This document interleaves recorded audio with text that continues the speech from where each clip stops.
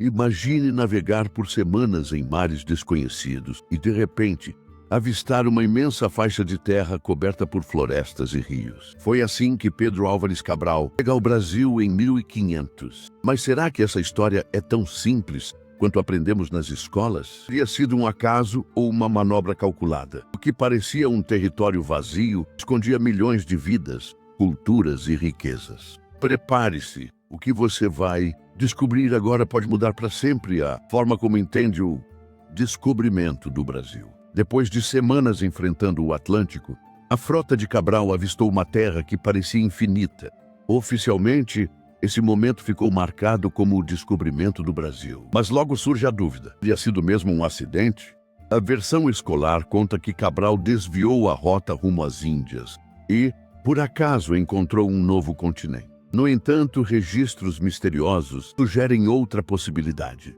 O mapa de Cantino, de 1502, mostrava terras a oeste antes do suposto achado. Relatos de marinheiros indicam que Portugal e Espanha conheciam a existência dessas terras, mas mantinham segredo estratégico, principalmente após o Tratado de Tordesilhas. O que nos ensinaram como encontro inesperado pode ter sido, na verdade, uma jogada cuidadosamente planejada. Ao chegar em Porto Seguro, na Bahia, Cabral e seus homens não encontraram um território vazio. Estima-se que entre 3 e 5 milhões de indígenas viviam no que hoje chamamos Brasil. Piniquins e Pataxós foram os primeiros a aparecer antes dos europeus. Nos pintados de Urucum, curiosos e cautelosos, observavam aquelas embarcações enormes como monstros de madeira flutuando no mar. Os portugueses pareciam um paraíso pronto para ser explorado. Para os povos que já estavam ali, era apenas mais um dia que mudaria para sempre o curso da história. A principal fonte sobre esse encontro é a famosa carta de Pero Vaz de Caminha, enviada ao rei de Portugal. Nela, os indígenas são descritos como puros, ingênuos, quase como Adão e Eva no paraíso. Mas será que essa visão era real? Muitos historiadores acreditam que Caminha escreveu uma peça de propaganda, ocultando a complexidade e a força dos povos nativos. Ele falava de corpos fortes, de uma aparente inocência e, principalmente, da facilidade com que poderiam ser convertidos ao cristianismo. Era o discurso perfeito para convencer o rei de que valia a pena investir na colonização daquela terra. Um texto que parecia descritivo, mas que na verdade era político. Nos primeiros contatos iniciou-se o escambo. Achados, espelhos, miçangas e bugigangas eram trocados por alimentos, papagaios e penas coloridas. Para os indígenas era curiosidade, para os portugueses era exploração desde o primeiro instante. Caminha descreve como os nativos ficavam fascinados ao se verem um espelho, mas omite algo essencial. Os portugueses já viam naquele encantamento uma oportunidade de dominação. Poucos dias depois, Frei Henrique de Coimbra celebrou a primeira missa em solo brasileiro. Para os livros, um ato religioso. Para a coroa, um ato político. Ali, diante de indígenas que observavam com atenção, Portugal selava simbolicamente sua posse sobre aquelas terras. E mais uma vez surge a dúvida: seria mesmo a primeira vez que europeus pisavam ali? Já existiam contatos secretos antes, silenciados pela história oficial?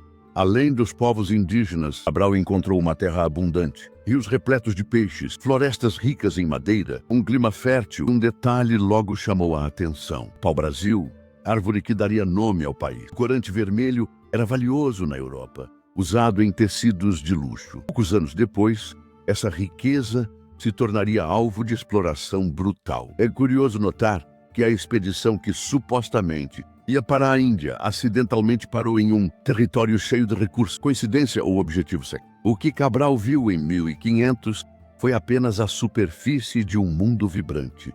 Povos com sistemas de crenças complexos, rituais, guerras tribais, astronomia própria, agricultura baseada na mandioca. Mas nada disso foi valorizado pelos registros oficiais.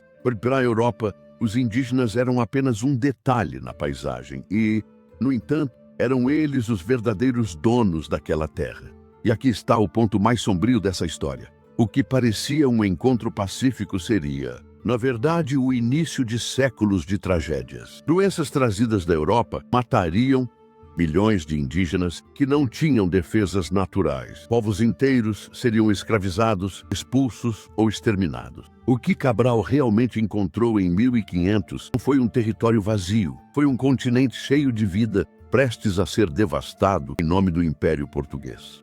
Mas a história não termina com o primeiro encontro. O que Cabral realmente encontrou foi um território pulsante, habitado por povos que tinham suas próprias cosmologias, sistemas de organização e formas de vida. Povos que cultivavam mandioca, que dominavam técnicas de pesca e caça, que celebravam rituais e guerras tribais, que observavam o céu e criavam sua própria astronomia. Nada disso foi valorizado pelos registros oficiais. Para os europeus, os indígenas eram apenas um detalhe na paisagem.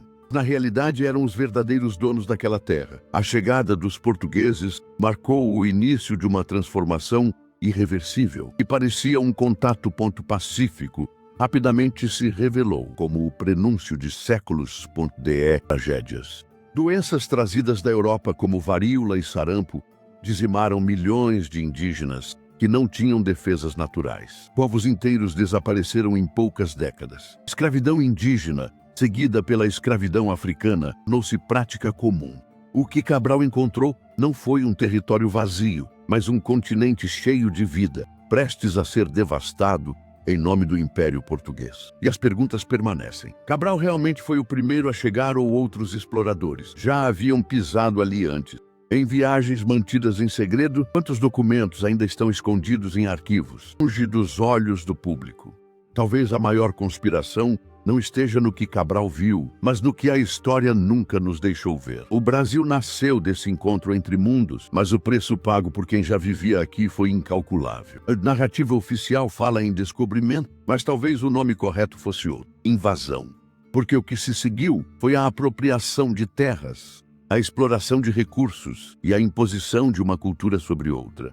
O pau-brasil, com seu corante vermelho valioso, tornou-se símbolo da exploração imediata. Em poucos anos, milhares de árvores foram derrubadas e exportadas para a Europa. O que parecia apenas uma curiosidade botânica transformou-se em motor de uma enquanto história. Os povos indígenas eram retratados como ingênuos e frágeis, mas na prática resistiam. Houve confrontos, fugas, alianças e guerra. Muitos grupos lutaram para defender suas terras e suas tradições. Outros foram obrigados a se adaptar, a conviver com os colonizadores, a negociar sua sobrevivência. A história oficial raramente dá voz a essa resistência, mas ela existiu e moldou o destino do Brasil.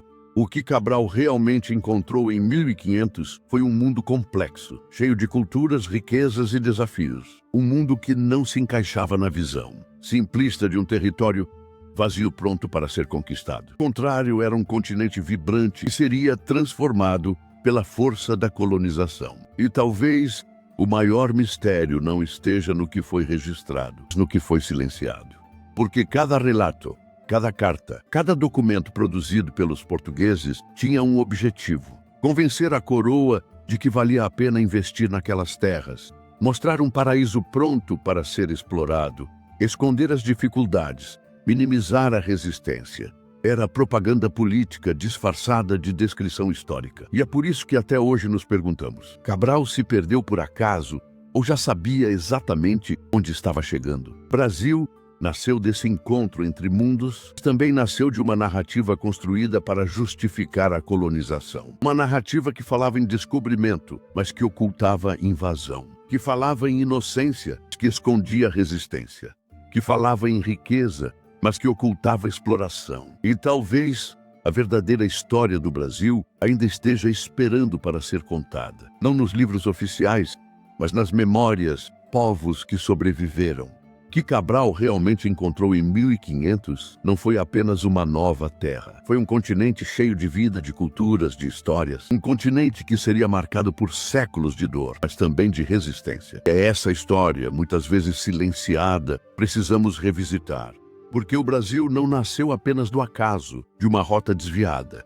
Nasceu de uma estratégia, de uma invasão e de um encontro que mudaria para sempre o destino de milhões de pessoas. Preservar a memória do passado é a melhor forma de compreender o presente e preparar o futuro. Se este conteúdo contribuiu para ampliar sua visão sobre a história, deixe seu apoio, curta, comente e inscreva-se no canal para continuar. E acompanhando conteúdos históricos produzidos com respeito aos fatos e olhar para o amanhã.